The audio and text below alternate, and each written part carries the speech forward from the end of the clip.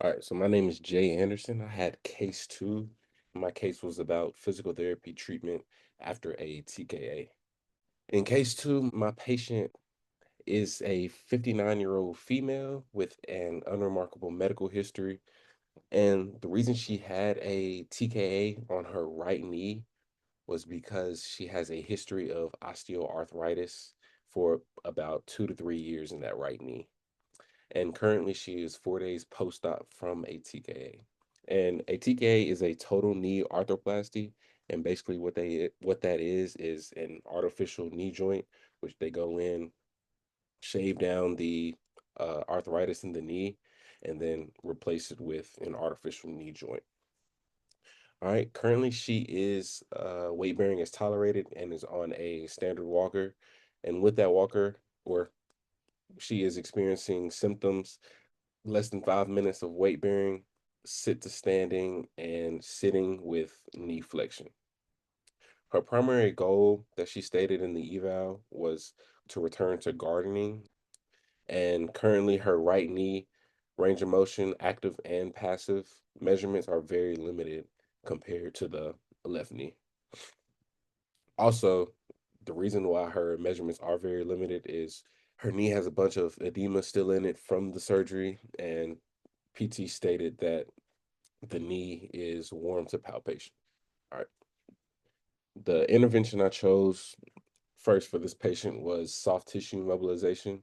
Currently, the knee 4 days post-op is going to be in that inflammatory acute phase. So I chose soft tissue mobilization, very gentle longitudinal technique, strokes with a thumb about 1 to 2 inches away from the incision. And since there is edema in the knee, you want to start distal to proximal, just moving that edema towards the heart for venous return. All right. And if that is intolerable to the patient, you could move up from the knee joint and actually go to the quad muscles there, just staying 1 to 2 inches away from that incision, and then just still continuing longitudinal technique to the quads there to reduce edema in the quads also, and then to decrease muscle guarding that the patient might present. The subjective findings that made me choose this technique was the right knee still has edema compared to the left knee, and the PT stated that the incision was well healed. So I have a video demonstrating that soft tissue mobilization. So there, what I'm drawing there is where and how long that incision would be. And there, you just want to have very soft, gentle strokes, longitudinal, going distal to proximal, just to promote some of that edema towards the heart for venous return. Also, you can switch up the technique a little bit by just going in circular motions there, just getting all around that knee joint.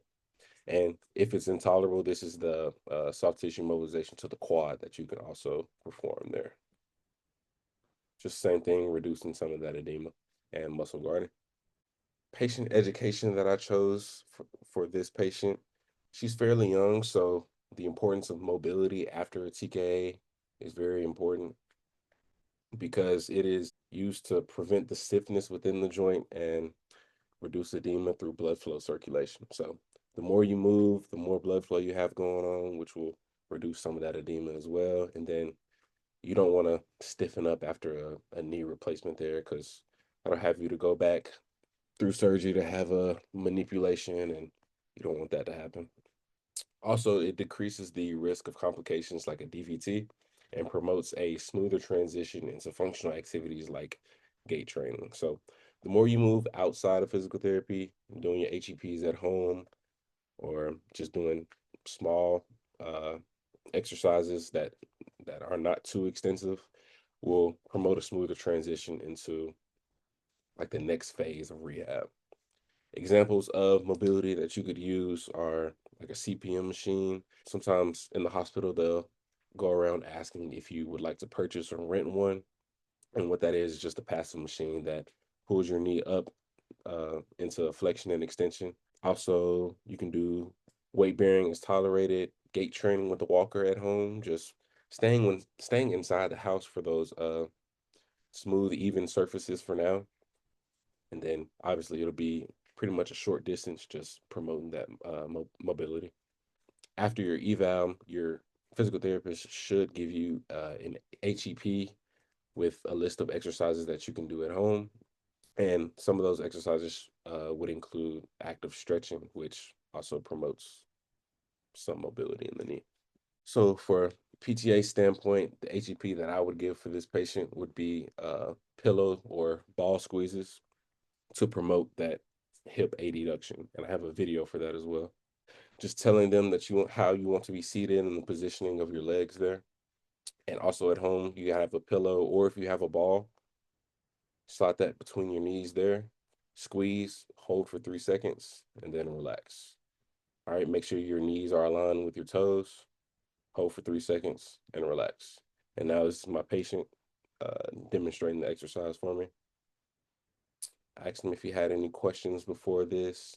Precautions were if he felt any sharp pain or anything during this activity, he should stop immediately. And that here, this is him just demonstrating the adduction contraction into the pillow and holding that for 3 seconds. And I told him to just do 2 sets of two. So that was that. And then also the rationale for why I chose this exercise was stabilization of the hip and alignment of the medial aspect of the knee by strengthening that VMO and hip adductors for early gait transfers and weight bearing standing. I added that because that was also a part of the PT goals in the eval. The subjective and objective findings to support this exercise would be the decreased stance time on the right lower extremity and poor VMO contraction, which adductor exercise would target that VMO. And parameters at home, I would say do this for 3 sets of 10 with a 3 second hold, and you want to perform this twice a day. Yeah, and then the precautions I said, muscle soreness is expected. Make sure your knees should be aligned with your toes and avoid compensation by lifting up your hip. All right, and prognosis for this surgery here, TKA, pretty much great success rate. She's a younger patient compared to the average TKA demographic, so she should have an improved healing rate, strength regain, and activity tolerance to whatever we give her in therapy. And also stated in the re-eval 2 weeks post-op, she also had great progress as well, gaining more knee flexion and extension measurements. So she won't need any modifications to return to the previous level of function. So, and then the estimated time frame that I gave for her to return to the full level of function would just be about 6 to 8 months.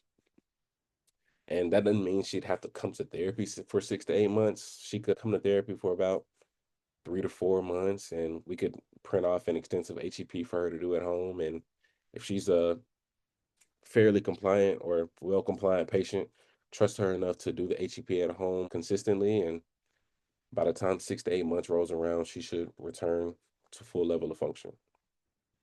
And also, the next phase of rehab progression, I would begin this about 6 weeks post op, promoting more gait training, strength training during this next phase of rehab. Also, if you have any questions, you can drop them down in the description below and I'll answer them for you. All right. Appreciate you. Thank you.